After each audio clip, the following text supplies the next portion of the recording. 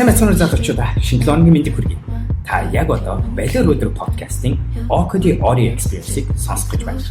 Энэ нэвтрүүлгээр би ихэвчлэн өөрийн хамтран ажилладаг олон улсын болон Монголын шилдэг стартапууд гарааны бизнесээс сурч харж буй зүйлээ хуваалцахаасаа гадна яг тэр гарааны бизнесийг үүсгэж буй онц бүрийн хүний хувьд хэрхэн тэд урт хугацаанд өндөр бүтэмжтэй байдаг, өөрийгөө байнгын хөгжүүлж, урагшлуулж байдаг тухай хуваалцах болно. Хэрвээ танд подкаст таалагдж байгаа бол мэдээч хэрэг найзуудтайгаа шеэр хийж мөн комент хэсэгт өөрийнхөө санал болон асуултуудыг тавиарай. Үүнээс гадна та мэдээч хэрэг намайг Twitter болон Instagram дээр Okodi гэсэн хаягаар хайж харилцаж болно.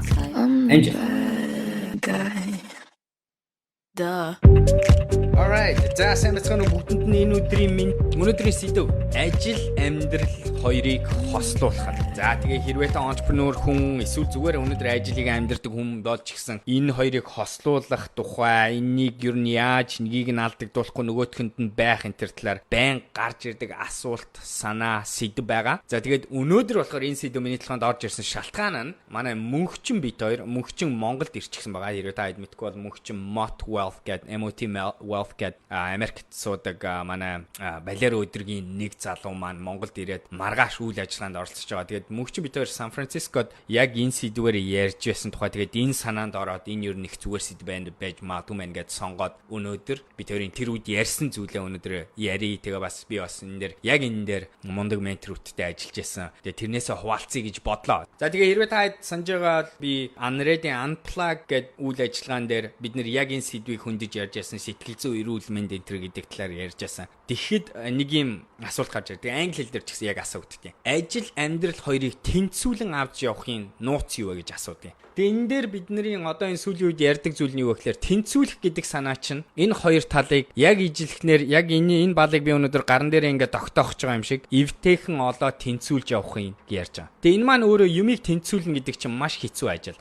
За тэгээд мэдээж амьдралд бид нэр ажил болон амьдралд янз янзын юм тохиолж яадаг болохоор энэ дандаа хөдөлгөөнтэй байдаг. Тэгээ энэ хоёрыг тэнцвүүлж авч явна гэж бодох нь өөрөө буруу юм аа гэдэг санаа анх гарч ирж байгаа шүү. Анхны бидний нэг ойлгох ёстой юм гэж би сурсан ба. Юу гэсэн үг вэ гэхээр амьдрал ажил хоёр нэг нь заримдаа илүү их анхаарал татах явдал гарна. Зарим нэг рүү илүү бага анхаарал тавих шаардлага гарна. Заримдаа мартах шаардлага гарна. Заримдаа энтэлт нь ядрах, энтэлт нь хожих, энтэлт нь хожигдох гэд янз янзын юм явагдана. Тэгэхээр бидний ажил амьдрал өнөөдөр биднээс 100% хамааралтай биш. Иргэн тойрны хүмүүс маш олон хүчин зүйлээс нөлөөлөгддөг гэдэг утгаараа энэ хоёрыг тэнцвүүлж авч явна гэдэг нь тэр тэнцвэржүүлэх нэг олсон дээр алхаж байгаа юм шиг ийм байдлаар хандах юм бол угаасаа бүтэхгүй гэдэг ийм анхны сэтгхүүг ойлгох ёстой гэдэг би Brad Feld гэдэг мундаг хүнээс ойлгож авсан байна. Тэгээд англиар болохоор энэ үгийг нь баланслах биш, тэнцвүүлэх биш. Тэрнийхээ оронд бид нэр юу гэж ярих ёстой вэ гэхээр harmony гэж ярьдаг. Уялдуулах. Монголоор хамгийн зөв матууг нь хослуулах гэсэн үг байгаа. Ажил амьдрал хоёрыг айгуугай хослуулаад авч явах. Энэ хоёрыг ингээд нэг болгоод тэгээд энэ хоёрыг зэрэг авч явах гэсэн санаа. Энэ хоёрыг тэнцвүүлж авч явах биш. Тэгэхээр хамгийн эхлээд энэ нэг сэтгхүү рүү шилжих нь их чухал юм байна гэсэн санаа гарч ирж байгаа. За энэ сэтгхүү рүү шилжин гэдэг чинь юу гэсэн үг вэ гэхээр энэнийг шилжсэний улмаар юу болох ёстой вэ гэхээр ийм юмнууд ойлгох ёстой. Нэгт нь би энэ хоёрыг хоёулангийн зэрэг ийм ижил хэмжээтэй авч явахгүй байх нь зүгээрээ. Амьдрал угаасаа тийм ээ. Цогцоороо тийм гэсэн санааг ойлгож авч байгаа. Нэгсэндээ заримдаа би энэ ажил дээр айгүйх анхаарч эхэлнэ. Энийгэн дээр би илүү их анхаарч эхлэх нь бүр яхахгүй жирийн. Тэгээ заримдаа миний амьдрал жоохон хоошлно. Зүгээр. Хослуулна гэдэг чинь одоо би харин энийг ойлгоод нөгөө төлөө жоохон дарж эхлэх. Тэгээ би юм байнгын амьд организм шиг ингэж хооронд нь анхаарал тавьж эхлэе. Зарим нь алдахын зүгээр, зарим нь хожихын зүгээр. Тэгээд ингэж явах зүгээр. Гэдэг энэ нэг ойлголтыг бид нэр өөрсдөө энийг хандлагыг энийг итгэл үнэмшлийг өөртөө суулгах хэрэгтэй гэсэн санаа гарч иж байгаа.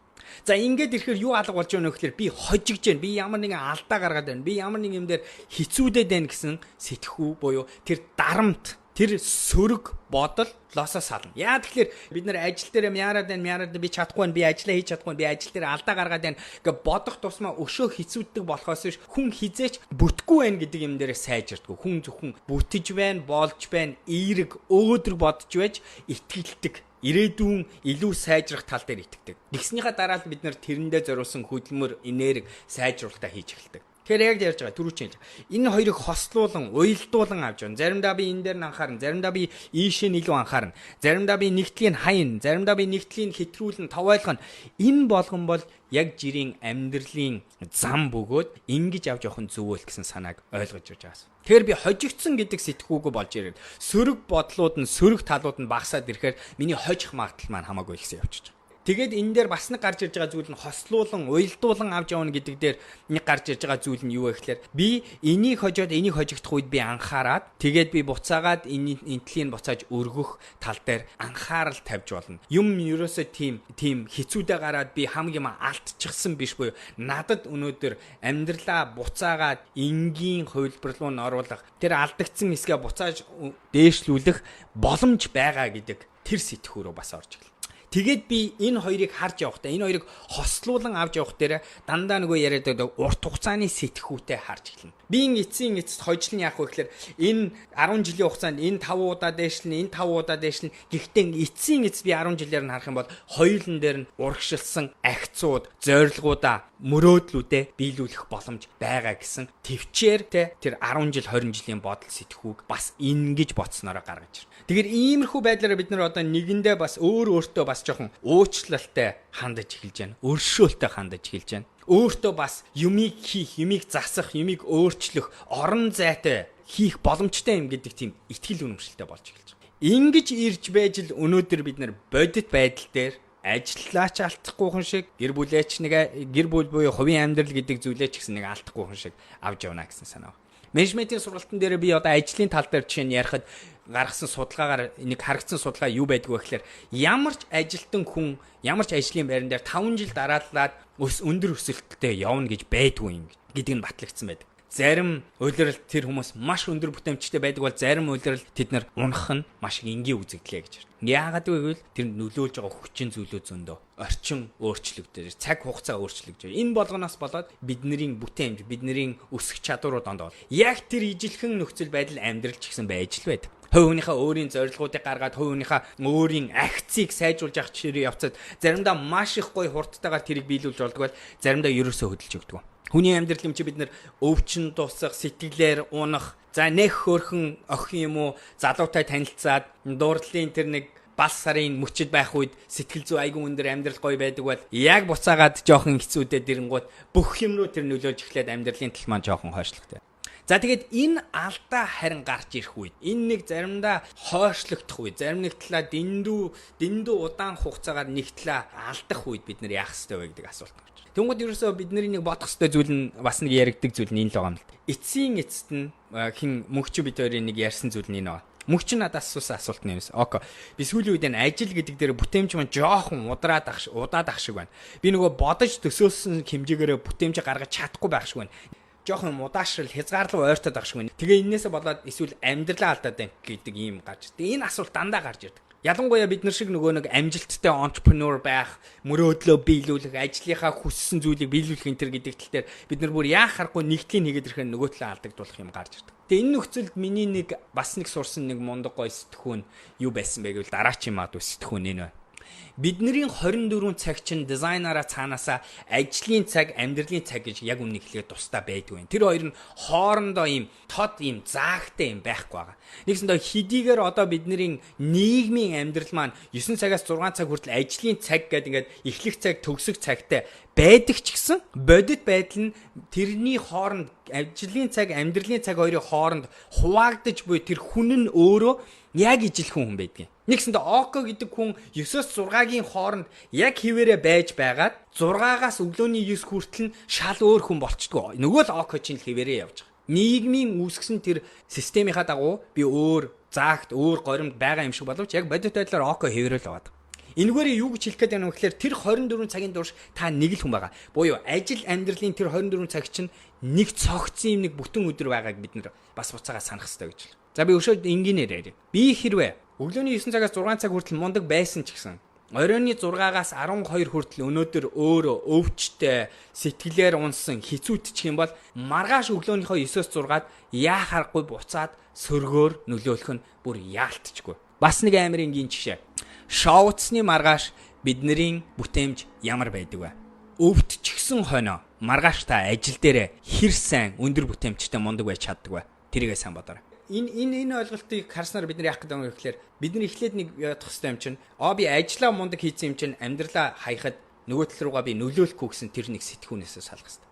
Ажил дээр хүн загнуул ч юм уу бүтээмж өндөр хийхгүй байжгаад гэртээ харингууд бидний нөгөө бас нэг ярьдаг зүйл ажиллаа гэртээ авчрах гэдэг нэг концепт гарч ирж тийм үү. Тэрний үгс үг гэхээр бид нар тэр гаргасан бүх энерги, стресс, тэр хэцүү сөрөг үзэгдлүүдээ тэр сөрөг хандлагуудаа бид нар гэр бүлтэй авчирдаг. Тэгээ тэр маань оройн бүх зүйлд нөлөөлдөг. Хувь хүний амьдрал, эхнэр хүүхдтэйгээ харьцаж байгаа харилцаа, шүн унтах чадвар бүх юм нөлөөлдөг.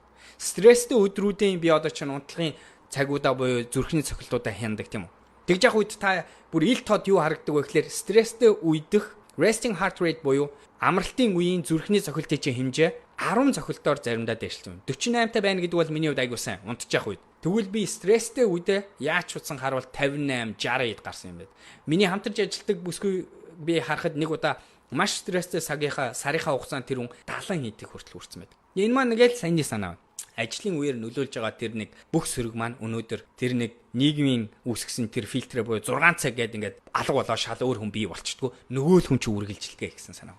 Тэгэхээр бидний нэг хийх ёстой зүйл нь энэ хоёрыг хослуулж сурахын тулд бид нэр өөрсдөө 24 цагаар нь ажиглаад энэ 24 цаг чинь бүгдээрээ нэг нэгнийхээ араас үргэлжилсэн сүлжээ холбоотой юм байгааг ойлгох хэрэгтэй. Тэгжээж бид нар өнөөдөр ажил амьдрал гэдгийг авч явж байгаа тэр нэг хүн чинь нэг хүн байгаа тэр нэг хүн 24 цагийнхаа гол бүгдээрэнд нь хуваагдж байгаа гэдэг сэтгүүн бас дараачийн нэг алхмаа гэж. Тийм ч болохоор нөгөө л ярьж байдгаар хэдүүлэн ярьдгаар хувь хүний зохион байгуулалт өөрийгөө эрүүл байлгах, согтууруулах ундагаа багасгах, хангалттай нойр авч сурах, тийм үү? Стрессээ багасгах, дасгал хөдөлгөөнөө хийх. Энэ болгон чинь зөвхөн хувь хүний тэр амьдрал гэдэг юм дээр гэр бүлийнхантайгаа цаг гаргаад тэрийгэ зарцуулж сурах, эмзэг болж сурах, өөрийгөө боддоор илэрхийлж сурах. Ажилдаа ч өнөө хувь хүнийхээ харилцаанууд дээр бодит зөрөгтэй өөрийгөө харуулад нүүр тулж эргэн тойрны харилцаануудаа үүсгэж чадах чадвар. Энэ болгон чинь ажиллаач хожиход тус болдог, буцаагаад амьдралд ч тус болдог. Бид нар бүгдээрээ л ард нь нэг л хүн байна. Тийм ч болохоор миний одоо нөгөө подкастуудаа ярьдаг, өмнөх яриануудаар дандаа ярьдаг юм. Эцсийн эцэст амжилтын нууц нь хувийн зохион байгуулалт юм байна л гэж яриад байдаг. 1-2 удаа дасгал хийх биш энэ төр гэж ярьдаг тийм үү. 1-2 удаа хангалттай унтах нь маргаашийн ажлын бүтээмжийн шууд нөлөөтэй биш.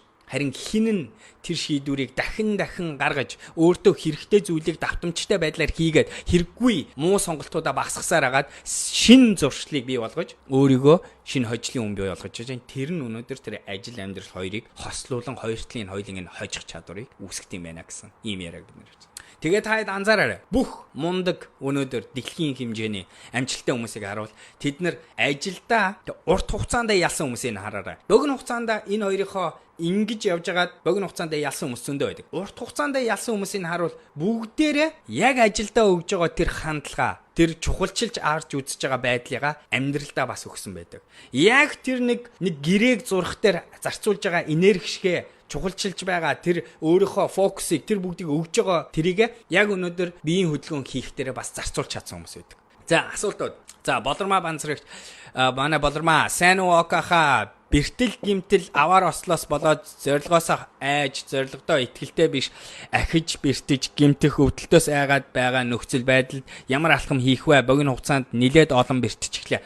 За амар гой асуулт тань болормаа би чамд хариулъя гэж бодожсэн мартчих яхаа өөрөө хариулна гэж яагаад хариулахгүй явсараад өдөө өргөчлээ уучлаарай. Гэхдээ яг хариулъя. Энэ амар гоё асуулт байна. Тэгээ яг миний хувьд ч гэсэн тийм байсан. Би нэг сквашер хичээлж байхад шагаан мултлах гэдэг бол маш ойрхон болдог зүйл байсан. Гэхдээ зарим нөхцөлд яадаг вэ гэхээр бид нар нөгөө цөмрөх гэдэг зүйл болдог шүү дээ, тийм ээ. Тэгээд спортынхны хувьд энийг бол мэдж байгаа. Бид нар цөмрөхөөрөө яадаг вэ гэхээр сэтгэл зүйн зөвхөн бие физиологийн хувьд мэдээж хэрэг айгүй хурдан гимтдэг болчдөг. Тэгэн гутаа гимтлүүд маань эдгэрч амжихгүй байгаад байхаар өшөө хэцүүддэг. Тэгэн гутаа дээрээс нь тэрнээсээ илүү хамгийн том гэмтэл нь хаана болдгоо гэхээр сэтгэл зүйн тэр нэг айдсууд бий болж эхэлдэг. Тэгээ энэ талаар би нэлээд судалсан, өөрөө ч гэсэн тухайж ярьсан. Энэ дэр гарч ирсэн миний сурч авсан хамгийн зөв хоёр арга нь ийм хоёр арга байгаа. Нэгт нь төр хэмжээгээр өөрийгөө амраах, бие амраагаад бүтэн идэгдэлтийг бий болгох. Тэгэхгүй бол бидний нэг зарим хийдэг зүйл нь дутуу идэгчээд тэнгуутаа булчингуудаа буцаагаад нөгөө хүчтэй болгож амжаагүй байгаа дээрээ дахиж ачаал өгөнгуутаа буцаагаад гимтэх магадлалаа ихсгээд байдаг. Нэгдэлт нь бүтэн идэх. Бүтэн идэхийн тулд цаг авах хэрэгтэй, амрах хэрэгтэй байгаа. Хоёр дахь нь гэхдээ тэр физиологи болгочих чинь гэсэн. Хоёр дахь нь буюу сэтгэл зүйдээрээ зориулж харин юу идэх вэ гэхээр цөмөрхөд зориулсан хамгийн зөв арга нь судалгаанаас юу харагдсан бэ гэсэн чинь та өөрийнхөө спортоор бусдад тусал, бусдад заа буюу өөрөө битгий өөрийгөө хүчилж тэр хугацаа дараачийн залуу тамирчдад, дараачийн хүүхдүүдэд спортоо зааж өг, бусдад хийж өг. Энэ нэг хид хідэн утгаараа сэтгэл зүйд айгүй зөв нөлөөлдөг гэсэн байгаа. Тэгээ тэрийг нь өөрөө судлаараа болормаа. Гэхдээ би зүгээр амлаж байгаа зүйл нь юу вэ гэхээр нэг хідэн өөрөө доор цуг тоглодог залуучуудаа ч юм уу эсвэл дараачийн хүүхдүүдэд өөрийнхөө зүгс зөвлөгөө өг, тэднэрт заагаадах, тэдний коуч болж хураадах. Тэгэх юм бол тэгээ тэрийг нэг тодорхой хэмжээгээр хийгдэх нь 2 сарын магадгүй тийм ээ. Цаг алдж байгаа юм шиг санагдах боловч тэр чинь буцаага сэтгэл зүгээ эмчлэх хамгийн зөв арга нь буцаага зоригтой болж эхлэх, өөрийнхөө хөдөлгөөнд итгэл үнэмшилтэй болж эхлэх. Тэгээд буцаад нөгөө юу зоригтойгоор одоо чинь алхмуудаа юм уу янз бүрийн гэмтэл үүсгээд байдаг. Тэр булчингуудаа итгэвчүүлж эхлэхэд нэмэр болдгийм байлаа шүү. Тэгэхээр цөмрөлтийн эсрэг сурсан хамгийн гоё аргууд нь тэр байна. За төвшин төр та их нэртэйгээ танилцахдаа ажилдаа амжилт хэр байсан мөн танилцсны дараа ажлын бүтээмж өөрчлөгдсөн үү гэж байна. За тэгэхээр би айгу азтай юм нь миний яг энэ сэдвийг судалж үзэж явах үед буюу надад энэ дээр хувийн зүгээс одоо зөвлөдөг байсан хүмүүсээс сурч мэдсэн зүйлүүд нь яг энэ одоо их нэртэйгээ байж явах үеүүдэд сурсан зүйлүүд болохоор би ер нь бол хизээч яг зоригтойгоо нэгнээсээ болоо нөгөөдхийг ингээд амар удаан хугацаагаар хаягдуулаад удаашруулж байсан нөхцөл бол байхгүй.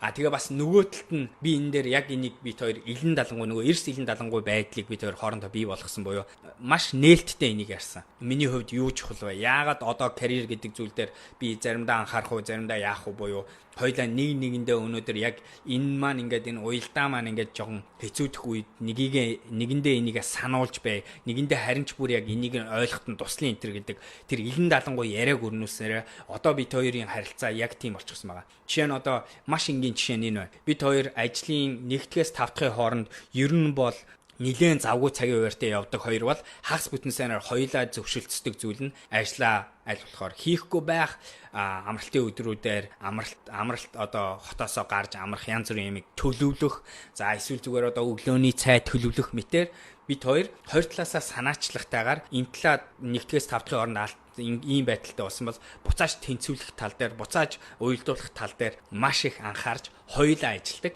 Тэгэхээр тэр маань бид хоёрыг одоо яг ингэж нэг-нэгнийхээ имийг ингэж тэнцвүүлж явахад аюух нэмэр болдог. Тэгээ ер нь бол би бас хэлэхэд хүн гэдэг хүн өөрөө нэг юмар улаараа орчихсон хойно энэ ерөнхий дүр зургийг анзаарахад аюух хэцүү болчдөг. Тэр үед яг ингээд эхнэр шиг чинь нөхөр шиг чинь найдаж болох. Тэгээд зөв талаас нь зөв зорилгоор таныг харж байгаа, зөв зорилгоор таныг шүмжлэхж байгаа тийм хүмүүсийг иргэн тойронд байлахад айгүй зүв байдаг. Тэгснэр одоо чинь манай ихнэр надад хэлнэ. За око жоохон амраж эхлээрээ жоохон яахгүй бол чи ойрын хугацаанд дасгал чинь арай багасаад ах шиг байна ч юм уу, стресс чинь нэгсээд ах шиг байна шүү ч юм уу. Гэх мэтийг сануулна. Тэгэнгუთ би буцаад өөрөө хөндлөнгөөс хоош алхаад имийг харах боломж болно. Яг тэрнтэй адилхан би ч гэсэн ихнэртэй тийм ээ шүний цагаар одоо манай ихнэрийн нэг хийх дуртай зүйл нь орой заримдаа ажиллаа хийж суух гэдэг. Тэгвэл би бас адилхан буцаагаад хатгах буюу түлхэлцэх ажил руу орно. Тэгэх байдлаар бид хоёр ингэ. Тэгэхээр бид хоёр ер нь бол гайгүй танилцах үедээ ч гайгүй байсан, танилцсаасаа хойш гайгүй. Би бол бүр сүүлийн үед бол юу гэж хэлэх вэ гэхээр бид хоёр илүү өөрсдөө нэг илүү мундаг бүтээмжтэй, илүү мундаг хоёр талаа хослуулж чаддаг хүн болгож хувиргаж байгаа гэдэгт бол бардам хэлж чадна. Сайн хань хүний нэг хийх ёстой ажил нь тэр юм шиг байна. Таныг илүү өөрийг чинь шилдэг хувилбар болгоход яхахгүй нөлөөлдөг хүн. Тэгээд манай ихнэр бид хоёр яг тийм үүрэг гүйцэтгэдэг болов нэг-нэгэндээ гүйцэтгэдэг болов гэж бодож байна. Гэр бүлтэйгээ цагийг хэрхэн өнгөрөөж байна вэ? Яаж хугацаа хуваарлаж, цагаа хуваарлаж байна вэ? Ажил гэр бүлийг хэрхэн тэнцвэртэй авч явж байна вэ гэж байна. За ярианы дараачийн хэсэг рүү шууд түлхээ оруулах шиг боллоо. Үлзий Sky айгуу эсвэл тэгэхээр би түрүүн болохоор суур хандлага нэг хоёр зүйлийг ярьсан бол одоо хэдий яг тактик буюу хийх зүйлүүдийн тухай бодъё л доо. Тэнгууд би түрүүн ярьсан 24 цагийг тусна нэрэ ажлын цаг, амьдралын цаг гэж харахаа болоо. Яагаад тэгэхээр ард нь байгаа хүн нэг хүн болохоор бид нар энчээ хийж байгаа байдал, энчээ үүсэж байгаа бүх юм ийшээгээ нөлөөлдгийг ойлгох хэрэгтэй. Тэгээд энэ хоёрын хоорондын энэ 24 чинь нэгнийхээ араас үргэлжилсэн цаг гэдгийг ойлгоо авчих юм бол бид нар өнөөдөр цогцоор нь хардаг болно, өөрийгөө цогцоор нь бэлддэг болно. Энэ талдаа зарцуулж байгаа энерги, энэ талдаа зарцуулж байгаа авж байгаа эерэг сөрөг байдлуудаа буцаага эндээ нөлөөлдөг энэ төр гэдгийг бодчихвол яа.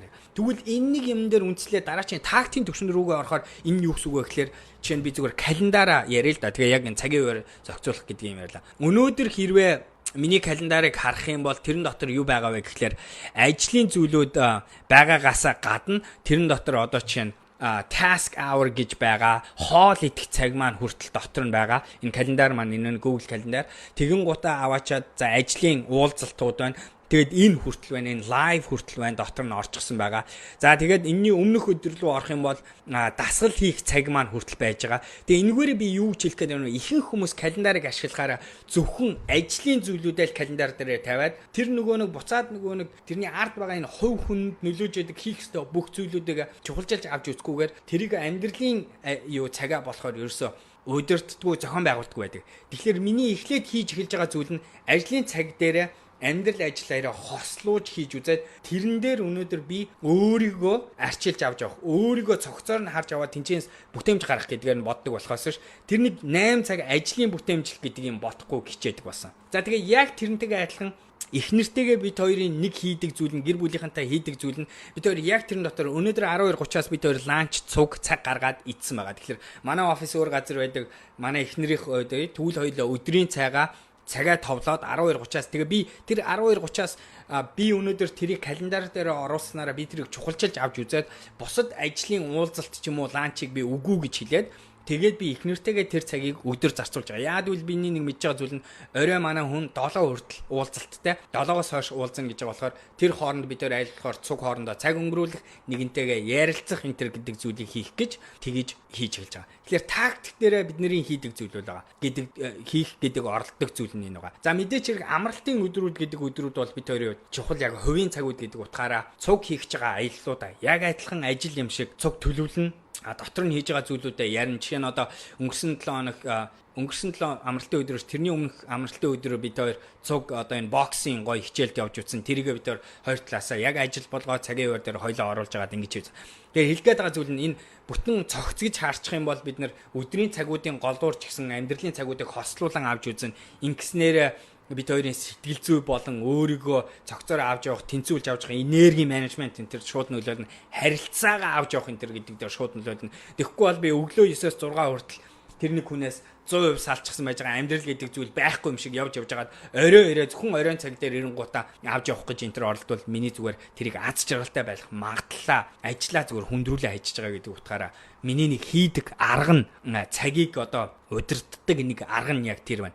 Одоо миний дараачийн хийж оролдъё гэж бодож байгаа зүйл нь тэгээ энийг тэр миний нөгөө ментор хийжсэн тэр Bradfield-ийн яг хийдэг зүйл нь тэр оройны 6 цагаас хойших цагууд дотор ч гэсэн юмнуудаа цагийн хуваар руу оруулж эхэлнэ. Тэгээ тэрийг чухалчилж хийж эхэлнэ гэдэг хэсэг байдаг. Яахааргүй амьдралын тэр цагийг ч гэсэн бид нар дэндүү их тохиолдолд ямар ч зориггүй хийсвэр цонх болгож өнгөрөөгд байгаа. Бид нар ерөнхийдөө бодож байгаа. Орой хоол идэх, гэртээ байх энэ төр гэж бодож байгаа боловч яг тэр цагийг өнөөдөр илүү бүтээмжтэй, илүү аз жаргалтай, илүү утга учиртай цаг болох тал дээр хангалттай энерги анхаарал зарцуулдаг юм шиг байна, тийм ээ.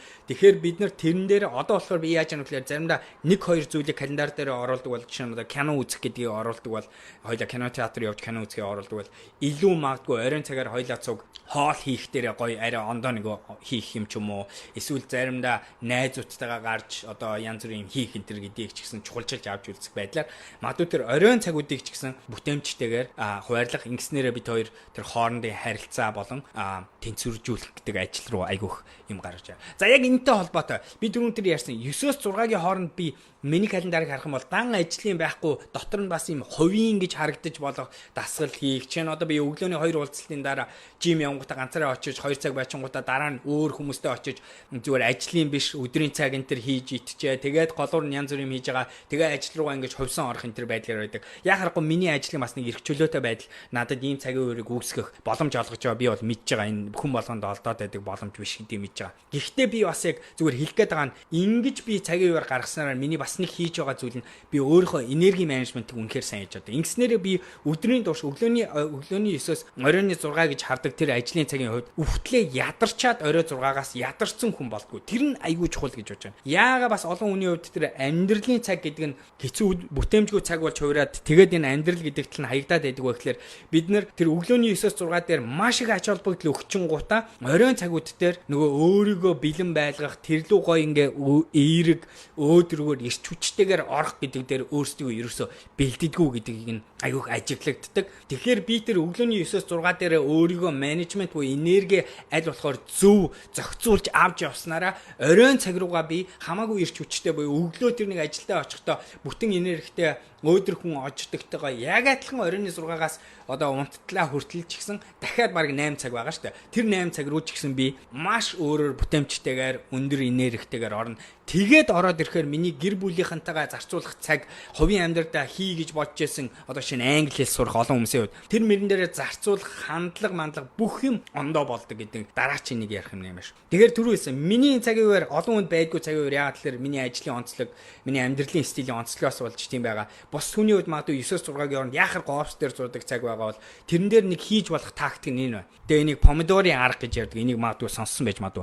Хэрвээ та хэд офс дээр ингээд суугаад харах юм бол компьютерийн ард ингээд шивээ сууж байгаа байдлаа харах юм бол бүтэн нэг цаг сууж байгаа нөхцөл ер нь бол айгүй ховор байдаг. Тэгээ ихэнх тохиолдолд 25 минут зогсохгүй суунгуудаа тэрнийхээ араас 15 минутын брейк буюу төр завсралгаа авах нь сэтгэл зүй болон сэтгэл зүй нөгөө тэнхээ гэдэг зүйл чинь маш эерэг байдаг шүү. За хэрвээ нэгэн сайн чаддаг, сайн сууж чаддаг, фокус хийж сууж чаддаг хүмүүсийн хувьд бол 45 минут хамгийн хэтрүүлж суунгуудаа тэгээд 15 минутын завсралгаа авах нь буцаад нөгөө нэг жирийн одоо офис суудаг хүний хувьд ч гэсэн энерги менежийг энерги зохицуулах тал дээр маш их гоё арга байдаг шүү. Тэгээ энийг хэрэгжүүлэх гэж үзээрэй. Хэрвээ та офис дээр очиж байгаа бол өглөөний 9-оос өдрийн цай хүртэлх угаасаа 3-4 цаг байгаа. Энэ дотор харах юм бол ихэнх хүмүүс бүтээмжтэй зарцуулж чаддаг минут нь 90 минут л байдаг. Тэр 90 минутыгаа яг жинкнээс нь 90 минут бүтээмжтэй болгож авахын тулд тэгээ хэсэглээ салгаад тэгээ голуур нь санаачлагтайгаар завсарлагаанууд хийгээд зохицуулах юм бол бидний буцаад нөгөө өөрийгөө бэлдэх. Тэгээ тэр завсарлагааны дундуур хийж болох зүйлүүд шингийн юм сайн уу, хэрэгтэй түлшээ биендээ хий, бясалгал хийчих. 5 минутын бясалгал шал ондоо болгоно тийм ээ.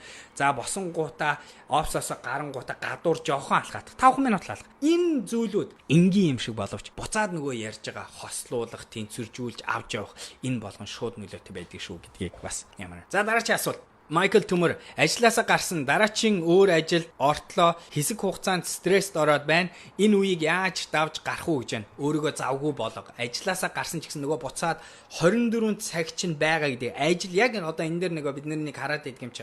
Ажил гэдэг юм би амьдрал гэдэг юм шал хоёр тусдаа зүйл шүү. Би юм хоёр өөр хүн шүү гэсэн юм нэг хандлагаас болж байгаа шүү тийм ээ. Үгүй шүү.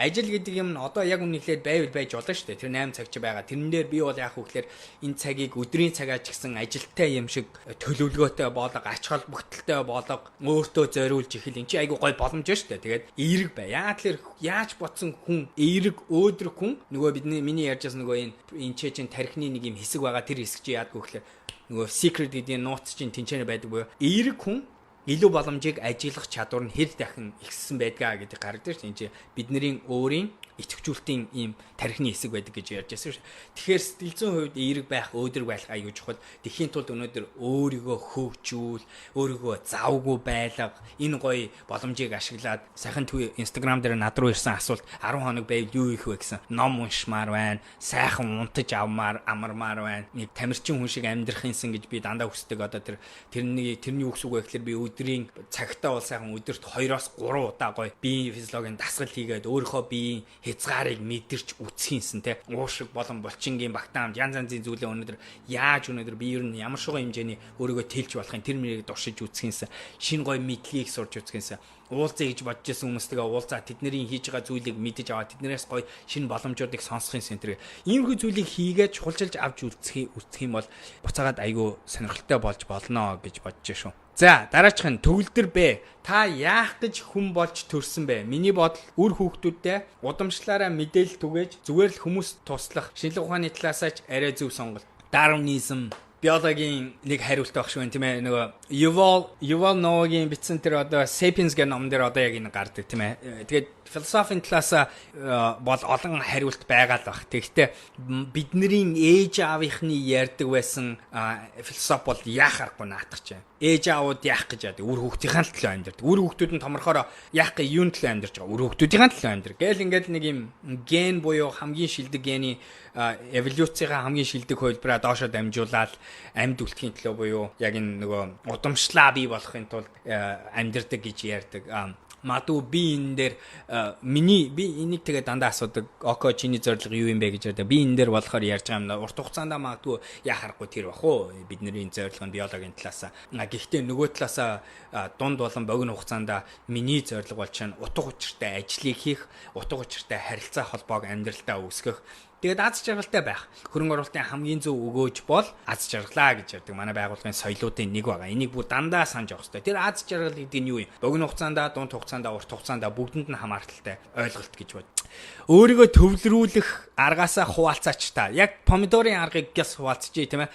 Аппликейшн байгаа нэрээ. Тэгээ энэ дээр тактик тал дээр нь заримдаа гэхдээ одоо би ашиглахаа болцсон. Гэхдээ энэ BFT гэдэг нэг аппликейшн байна. Бүгдээрээ хэрвээ харах юм бол BFT гэдэг нэртэй ийм аппликейшн байгаа. Энэ аппликейшнийг хэрвээ нээх юм бол яг нэнгуут шууд ингэж харагдж байгаа. Дэлгэцээ доошоо харуулангууд харанхуй болонгууд 25 минутын каунтдаун ажиллаж эхэлнэ. Тэгээд чихв зүүчих юм бол байгалийн шууган чихвчин чинь тоглож эхэлнэ. Тэгээд тэр тоолуурыг дуустал би утсаа дээшээ дэлгэхгүй, өөр юу ч хийхгүй өмнө хийж байгаа юм дараа л хийн. Тэгээд 25 минут дуусангууд сигнал гарна. Тэгээд сигналын дараа би завсарлага аван, завсарлагын цаг явна. Завсарлагын дараа 4 удаа 25 минутаар хийн. Гэх мэтэр энэ бол нөгөө помидорын аргыг хэрэгжүүлж болох нэг утасны аппликейшн. Тэгээд яг ийм төрлийн аппликейшн зөндөө байгаа шүү. Тэгэхээр миний нэг хэрэгжүүлдэг байсан арга нь энэ. Одоо ерөнхийдөө за яг тийм бүр юм тоолуур байх хэрэггүй болчихсон байгаа.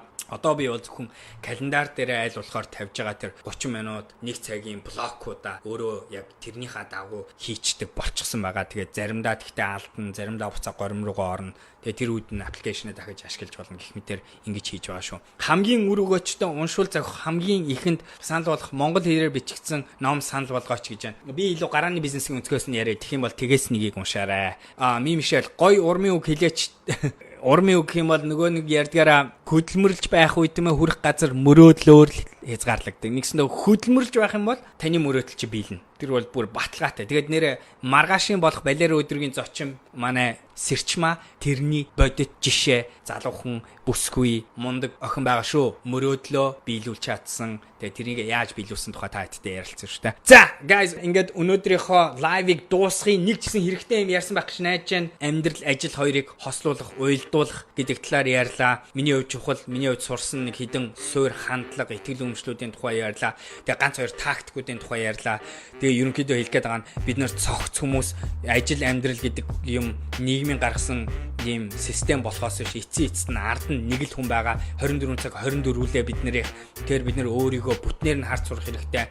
Зөвхөн ажлыг чухалчилж авч үзээд нэгийг нь хайдаг эсвэл нөгөөдгийг ингэж хайдаг энэ төр хандлагыг үүсгэж болохгүй. Бүгдийг нь амьдралын чинь хувьд аз жаргалын чинь хувьд чухал гэдгийг ойлгоод бүгдийг нь хооронд нь уялдуулан хослуулан цагийн хуваар болон амьдрал дээр ингэж авч явах хэрэгтэй. Гэхдээ авч явж явах процесс зарим нэг нь алдагдуулах, заримдаа нэг рүү гүнзгий ороод, заримдаа нэгийг нь төр хишиг хойшлуулах энэ төр гэдэг юм байдаг зүйл, болдгол зүйл амьдралын арга барил тэр үед нь харин зүгээр ухарч хараад том зургаар нь ажиглаад тэгээ буцаагаад нөгөө тал руу тэнцвүүлэх, нөгөө тал руу илүү хинээрэг зарцуулах энэ тал дээр анхаарах хэрэгтэй гэсэн ийм зүйлүүдийг ярьлаа. За, хэрэгтэй юм ярьсан байх гэж найдаж байна. Хэрвээ таалагдсан бол шеэр хийгээ битгий мартаарай. Шеэрлээрэй. Тайдас гуйж байгаа зүйл нь энэ байна. За, баярлалаа.